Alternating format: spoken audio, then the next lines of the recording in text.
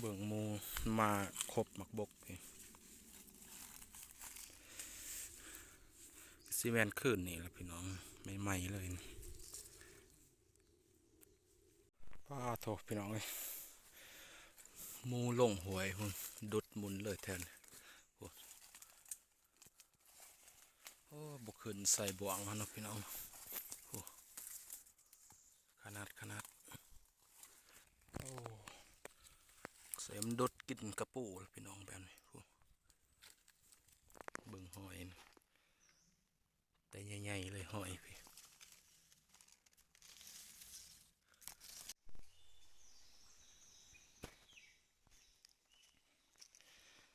ไปลุ้นต่อบัดนี้พี่น้องสบายดีเด้อพี่น้องๆมื้อนี้มาเข้าสู่สองเบาหน้าคือเก่าพี่น้องมื้อนี้สิพาพี่พาน้องมายำกับดักหมูพี่น้องมาลุ้นเบิ่งเนาะพี่น้องเนาะว่าสิมานบ่มื้อนี้ดนแล้วเนาะที่บ่ได้มาย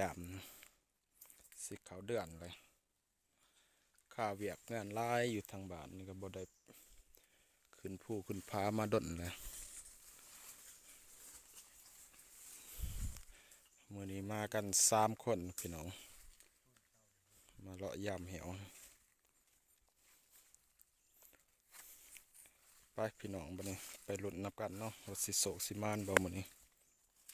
เบิ่งดนบ่ได้ขึ้นนี่ห้อยดุดกระลายเด้หมูดุดหมูลงห้องสว่างแรงๆคือยามนี้เนาะ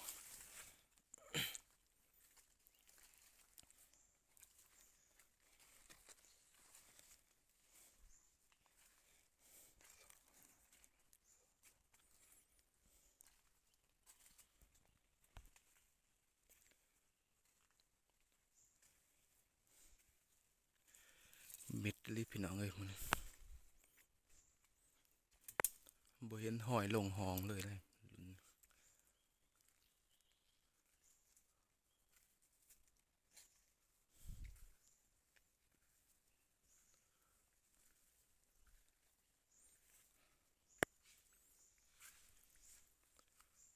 มีแต่หอยเก่ามันมาพี่น้อง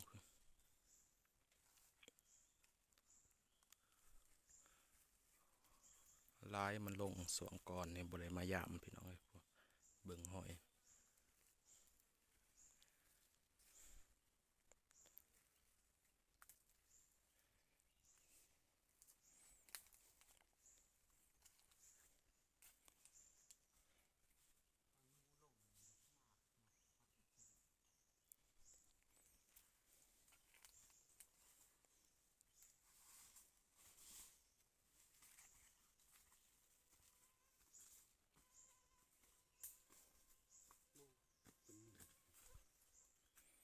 หอยหมูลงจนหมุนเลยพี่น้องเอ้ย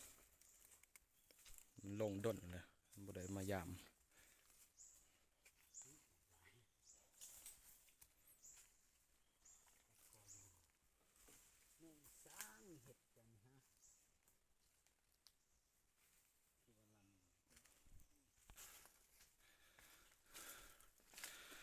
โอ้นำหวยนำหองกระบกเบิดแล้วพี่น้องเอ้ยแหงเบิดแล้วน้ำนี่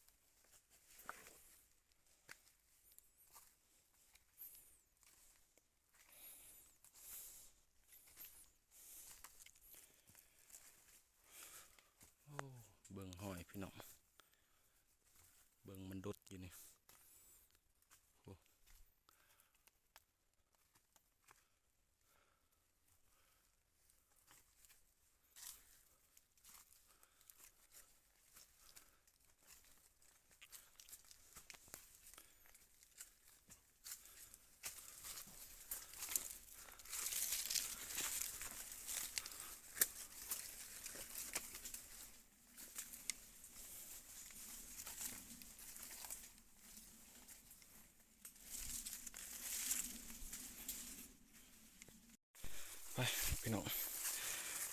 ยามสุดและห้องนั้นแต่ว่าบ่มานสิมาหลุนห้องต่อไปอีกพี่น้อง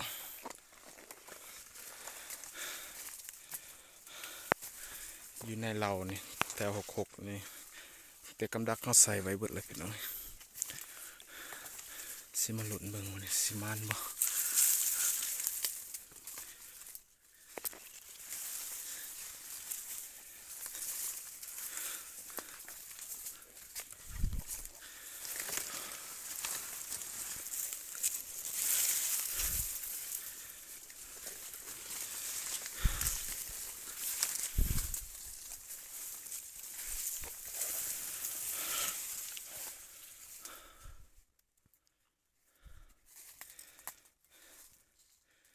เบาหน่อยเป็นเขายามอยู่ในนี่พี่น้อง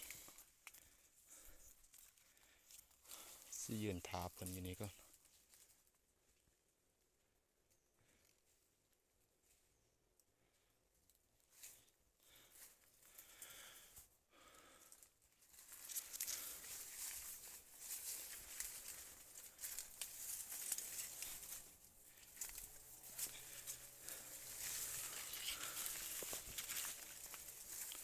วายนี่ไล่ขนาดพี่น้อง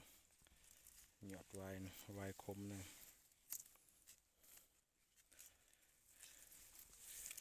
ขึ้นมาเทิงผู้เท่านี้เบิดหยอดวายนะแต่ว่าบ่ได้ถือผ่ามีแต่มีดนี่น้องสิตัดก็บ่เป็นตัดนะมีแต่วายไล่ขนาดวายคม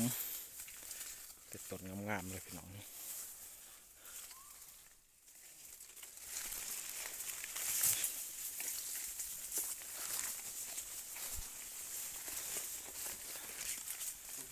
โอ้ยสั่ง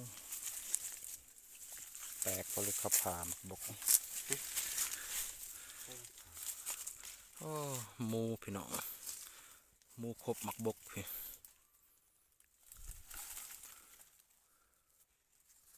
ลายขนาดพี่น้อง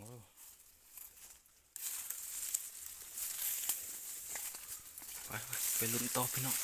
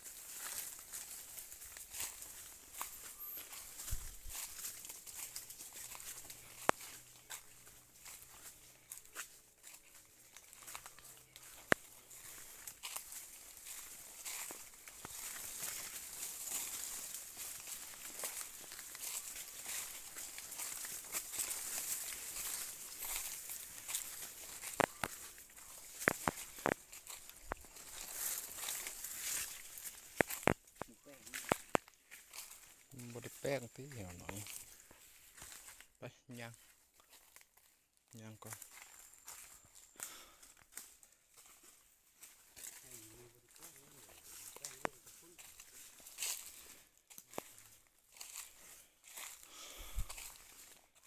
ต้นใหม่แต่ใหญ่ๆพี่น้องเลย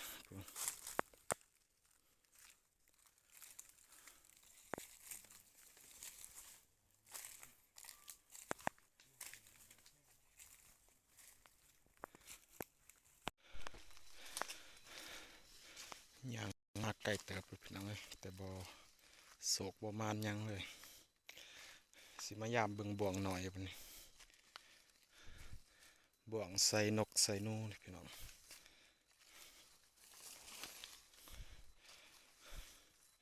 ลายเติบบ่วงหน่อยครับ300-400ลังไปแล้วพี่น้อง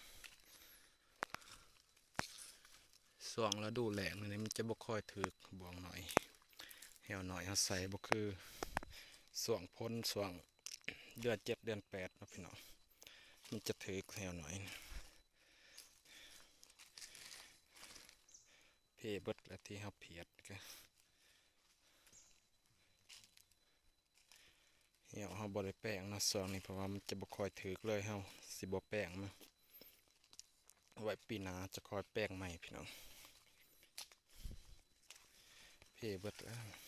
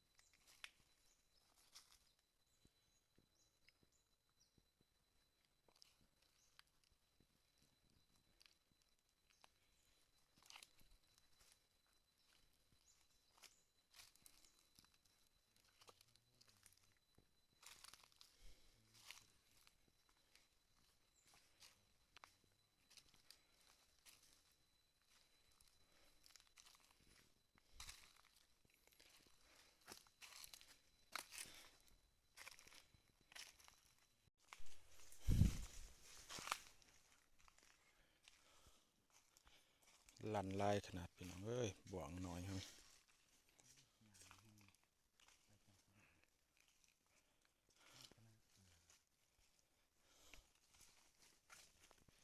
บ่วงลั่น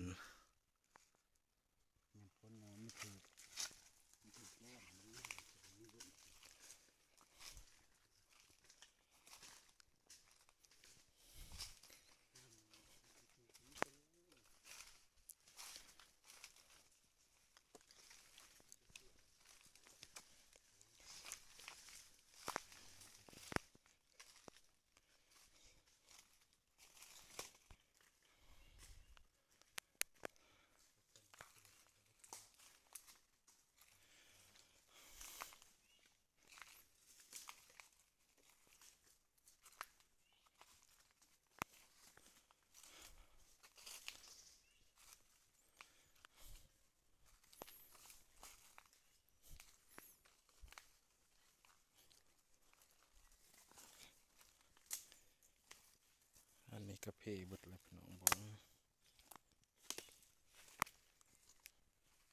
ลายแต่ปวกกัดพี่น้องเอ้ยเหี่ยวเฮา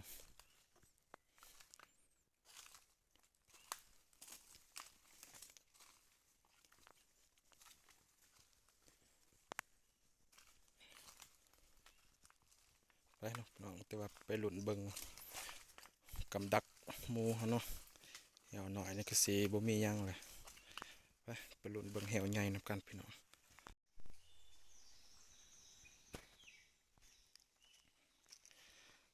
ไปลุ้นต่อบัดนี้พี่น้องลงมาหัวใหญ่แล้วพี่น้องมันน้ำก็เรือน้อยเบิดแล้ว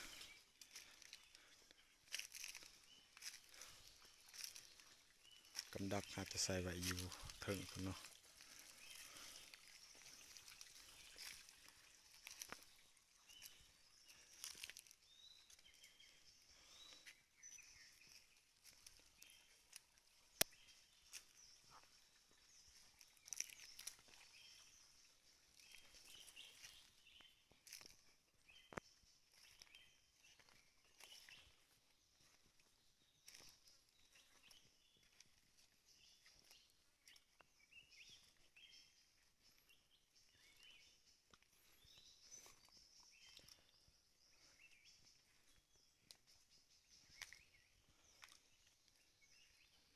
น้ำก็เรือน้อยเรือเป็นว่างเป็นว่างเพราะน้ำมันจะบกเบิดแล้วพี่น้อง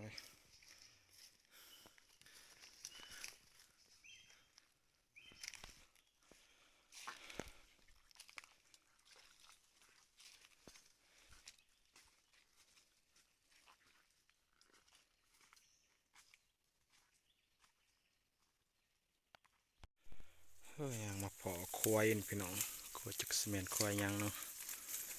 ตามเบิ่งนี่คือซีเมนควายกระแตเนาะพี่น้องเบิ่งมันขวัด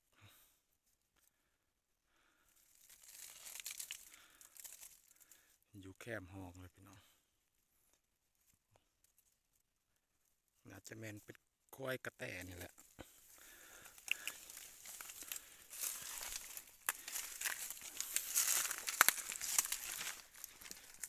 อยู่แคบห้องเลยควายนะพี่น้อง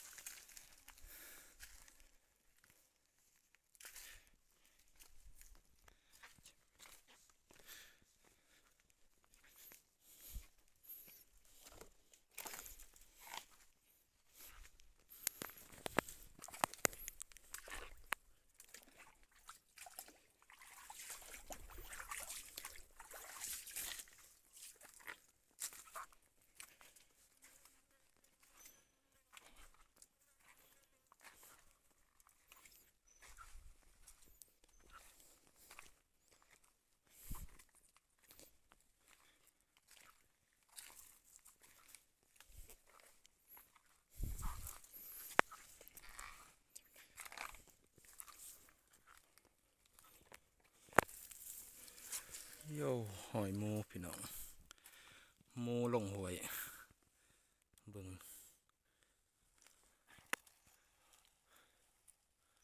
โอ้หอยใหม่ๆเลยพี่น้องมันลงลินหวยโอ้มีแต่หอย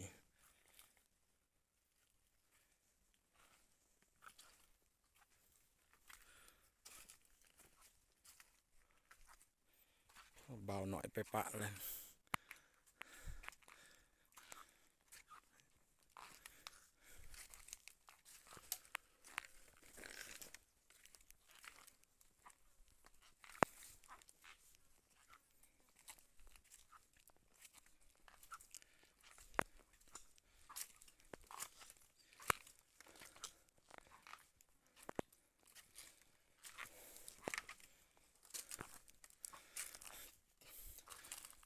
เตยต้นนี่พี่น้องกกเตยต้นเคยเห็นหรอกกพี่น้องกกมันจะสูงพี่น้อง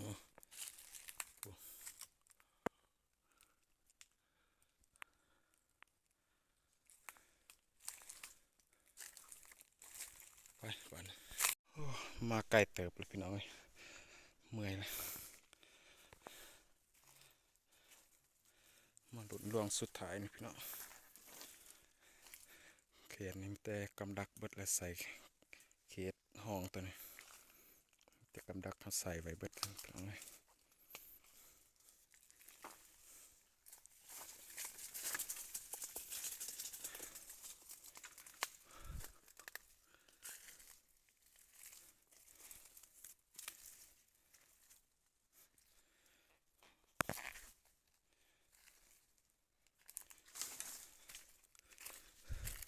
บ่เห็นห้องเห็นหอยมาเลยพี่น้องเลย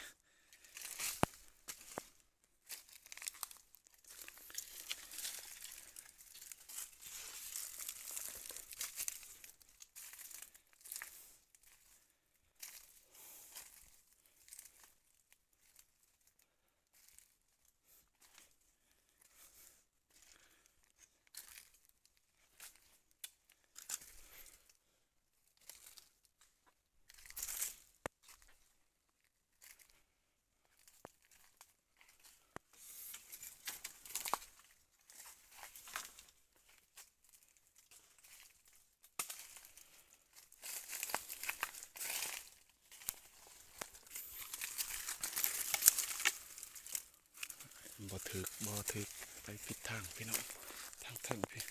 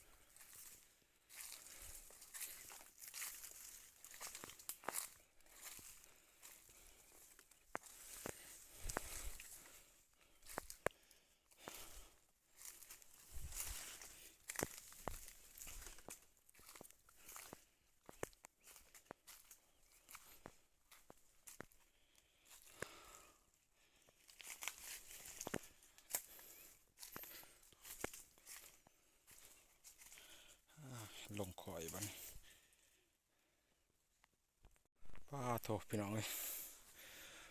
หมูลงหวยหุ่นดุดหมุนเลยแทนโอ้โอ้บกขึ้นใส่บ่วงเขาเนาะพี่น้องโอ้ขนาดนี่บ่วงเขาใส่ถึงนี่แต่วาอันบกขึ้นเนาะมันลงอยู่บุงพี่น้องห้อยแต่ใหญ่ๆพี่น้องเอ้ยโอ้ป้าโท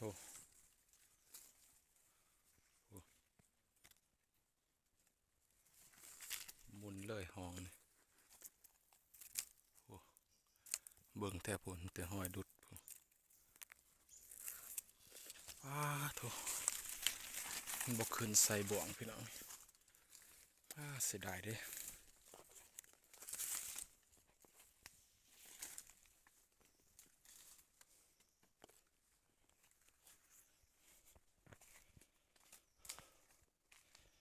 ไปลุ้นเบิ่งเหี่ยวทั้งเถิงให้ยังลายอยู่บางเทื่อมันอาจสิเลาะห้องขึ้นเบิ่งพุ่นมันเมฆบวกพี่น้องพี่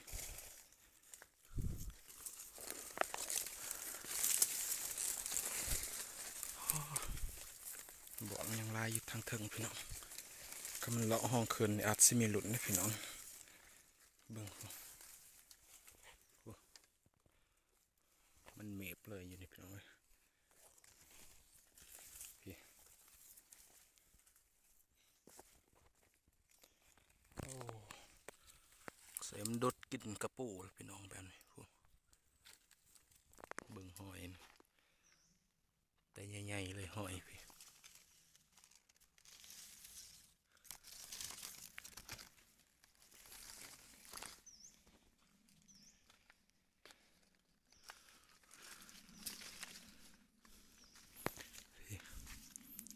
ขนาดเลย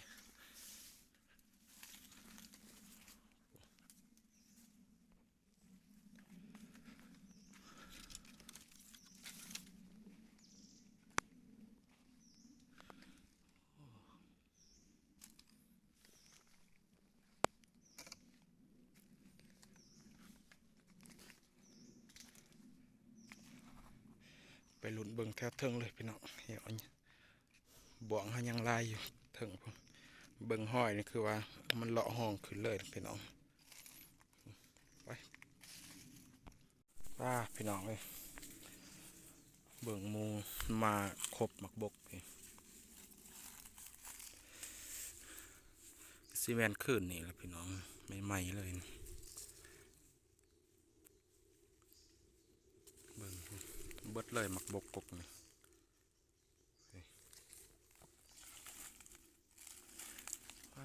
คือสีร้ายโตขนาดพี่น้องมันเข้ามาพี่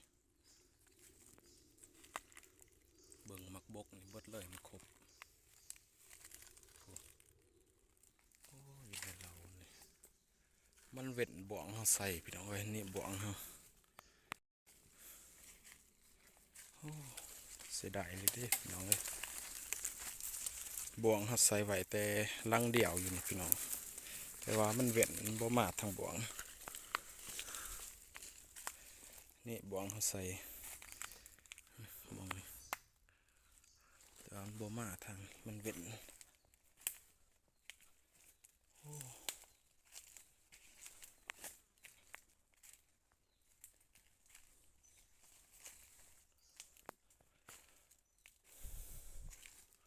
ไปยังลายอยู่พี่น้องลุ่นต่อ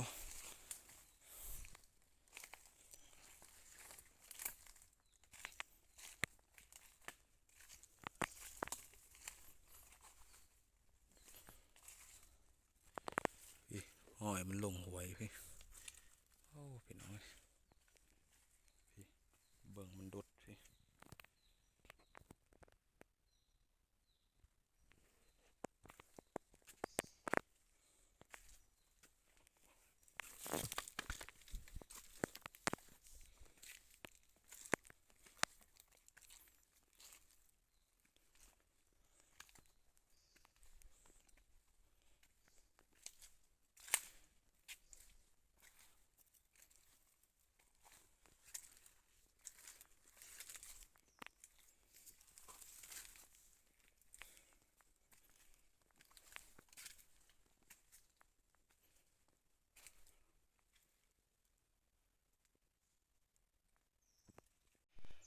พี่น้องเมื่อยก็ได้ยามมาเบิดแล้วเนาะพี่น้องเนาะแต่ว่าบ่โศกบ่มานยังมื้อนี้เมื่อยคลิปนี้ก็จบเพียงเท่านี้เนาะพี่น้องเนาะไว้ลุ้นกันคลิปต่อไปเนาะพี่น้องบ่โศกบ่มานแหละมื้อนี้คลิปนี้ก็เขากล่าวคำว่าสบายดี